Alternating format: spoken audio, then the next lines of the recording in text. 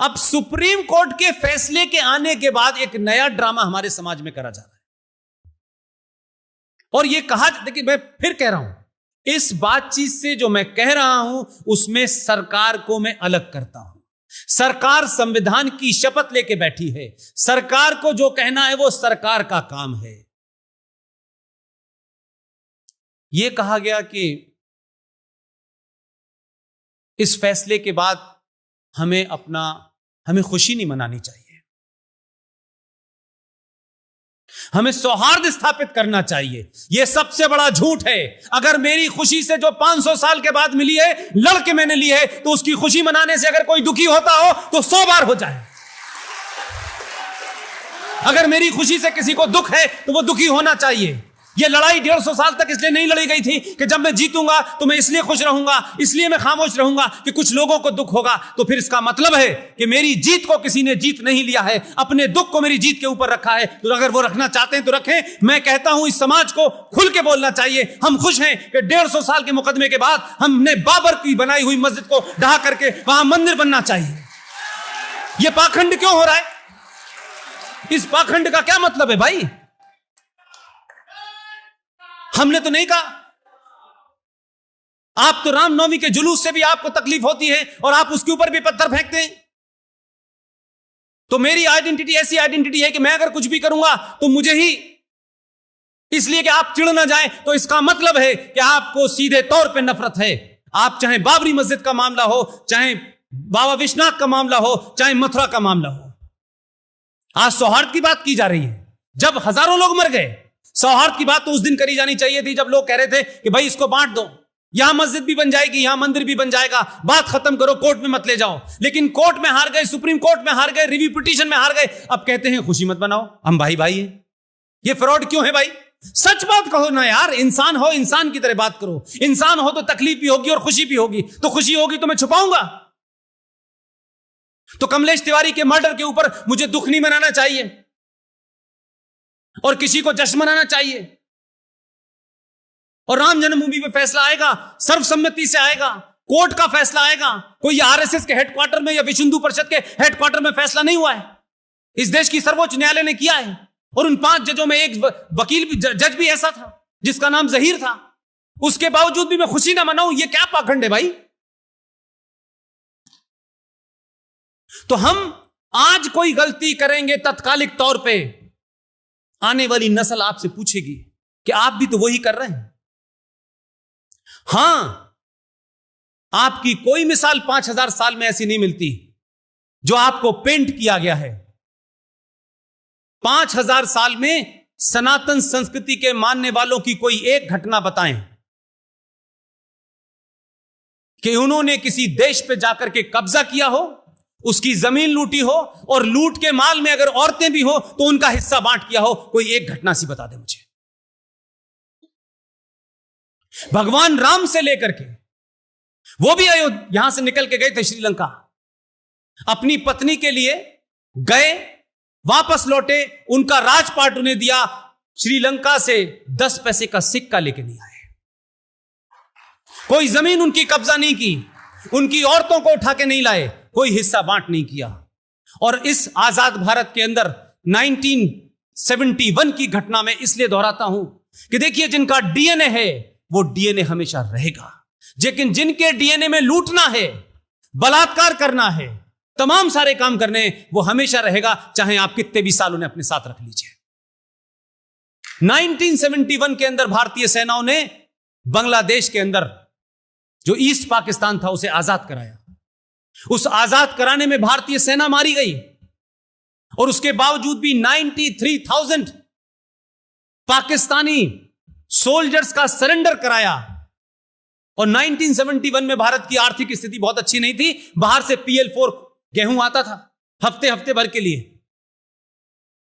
93,000 फौजियों को भारत ने रखा, 2 महीने तक रखा, पूरी इज्जत के साथ रखा, उनके साथ कोई गलत व्यवहार नहीं किया। हम चाहते तो बार्गेनिंग कर सकते थे, लेकिन हमने 93,000 को बाइज्जत पाकिस्तान भेजा। हमने कभी भी कोई ऐसा काम नहीं किया। और वो लोग जो आज भारत में हैं, जो हमें इस्लाम और कुरान और हदीस के नाम से डरा रहे हैं और बता रहे हैं, और कहते हैं कि इस्लाम पूरी दुनिया में शांति का धर्म है, तो पूरी दुनिया में शांति हम देख रहे हैं। ऐसी शांति हमें नहीं चाहिए। ऐसी शांति मुबारक हो। आपके 57 देश है, 57 देशों के अंदर आग लगा रखी है आपने। जहां हिंदू नहीं है वहां क्रिश्चियन को मार रहे हैं, जहां क्रिश्चियन नहीं है वहां यहूदी को मार रहे हैं, और कोई नहीं मिल रहा तो आपस में मार रहे हैं। हमने 93,000 वापस किए। जिन बुनियादों पे पाकिस्तान बना, जिन बुनियादों को लेकर के यह कहा गया कि हम एक साथ नहीं रह सकते, हम अलग रह सकते हैं, और हमारी हम दो अलग सभ्यता हैं। मैं जिना की कम से कम इस बात को ईमानदारी से मानता हूं कि वो जानता था। यह बात अलग है कि वो भी कन्वर्टेड था। उसने मुल्क बनाया यह कहकर के कि हिंदू मुसलमान एक साथ नहीं रह सकते। माना, उसने कहा कि दो अलग अलग सोच हैं, यह भी माना, लेकिन वो सोच कब नजर आती है? कारगिल के युद्ध में एक फौजी जो लड़ता है, जो जनेवा कन्वेंशन है, एक फौजी लड़ता है, वो इंडिविजुअल के लिए नहीं लड़ता है। जो चाहे पाकिस्तान का हो, चाहे अमेरिका का हो, चाहे भारत का हो, वो अपने राष्ट्र से जो उसे मैंडेट मिला होता है इसलिए लड़ता है। उसकी किसी से कोई निजी दुश्मनी नहीं होती। कारगिल के युद्ध में एक फौजी भारत का सरहद के उस पार रह गया। जो लोग ये कहते थे कि हमारी दो अलग अलग सभ्यताएं हैं, जिन्ना साहब, मैं आपकी तारीफ करता हूं कि सच में दो सभ्यताएं हैं। आपने वक्त रहते पहचान लिया।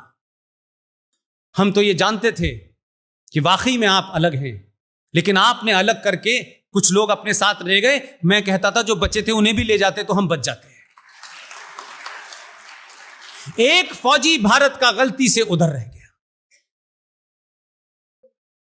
आपने उसके साथ अपने उस मजहब की, जिसे आप मानते हैं, उसकी बर्बरता आपने यह की कि उसके गुर्दे भी निकाले, उसकी आंखें भी निकाली, उसके शरीर का हर अंग निकाल लिया आपने, और निकाल के वापस भेज दिया। उस फौजी का नाम था सौरभ कालिया। वो लोग हमें सभ्यता, शांति, ये फ्रॉड हमको समझा रहे हैं, जिनका पूरा अस्तित्व ही लूट खसोट पे रखा हो, जिनका जन्म ही इसी पे हुआ हो, तलवार के नाम से। जिस प्रॉफिट मोहम्मद को मानते हैं, उस प्रॉफिट मोहम्मद की बेटी को नहीं मानते। उस प्रॉफिट मोहम्मद की बेटी के बच्चों को मार दिया इन्होंने। करबला के मैदान में आपने कत्ल कर दिया। उनके दामाद का कत्ल फजर की नमाज में कर दिया आपने। कोई रामलाल श्यामलाल गया था मारने? आरएसएस की ब्रांच थी सऊदी अरब में। कौन गया था? किसने मारा था?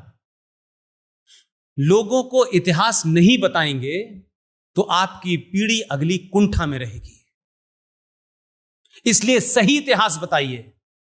यह जनगण गाने से बात नहीं बनेगी। जनगण तो आप गाते हैं, सिंध का नाम लेते हैं, सिंध की इतिहास नहीं बताते हैं। अगर सरकारें नहीं बता रही, प्रोफेसर नहीं बता रहे, तो आम बुजुर्ग तो जानता है। ये तो गलियों चौराहों पे, पुलियों के ऊपर, चाय खानों पे अगर आप बताते तो मुझे लगता है कि ये 2014 बहुत पहले आ जाता।